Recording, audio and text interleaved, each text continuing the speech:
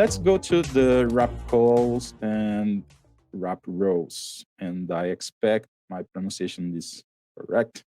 Right, Bob? WRAPCOLS. I have some example here. A stripe of numbers, and then I have these other layout. The numbers are the same if we see by this way here. All right. So 5, 7, 4, blah, blah, blah. Yeah, until the 1. I'm using the wrap call, which is wrap columns. All right. Getting all the vector, all the input. And then I have the wrap count. The wrap count here, I'm using 7. 7 rows until the next wrap. It is funny because sometimes we could think, hey, the number is related to the columns, but it's not. We are going to count 7 elements until we wrap to the next column. This is the thinking we must keep in mind, all right? We could create calendars with these. The other function which is on the list is the wrap rows, which produces the similar effect.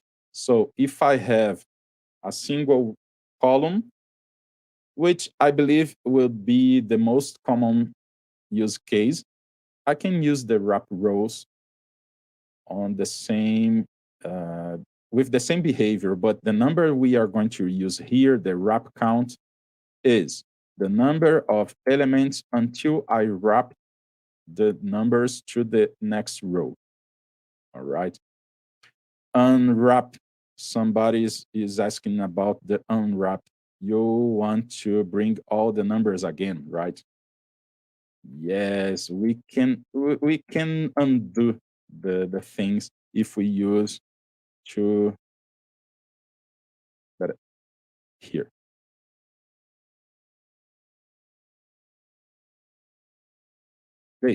This is the unwrap effect to get the reverse effect. Excellent question. If Bob wants to put on screen, this is from Ryan Newcomer. He's asking about a way to unwrap. But please note that we have some zeros here because of the layout I'm using here. All right. I'm using the 0 on the pad with element to avoid some not available elements on the end of my layout because it's a rectangle. I cannot avoid this completely. So when applying the to call on the array, please note I can use even the hashtag symbol to represent the dynamic array. I will end up with the zeros here as well. All right. Some more realistic example to encourage your imagination. Here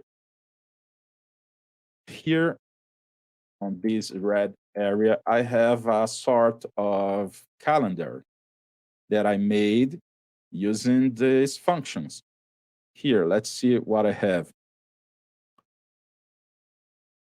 Let's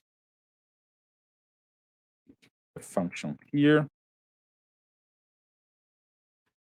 and use a better alignment so everyone can read it.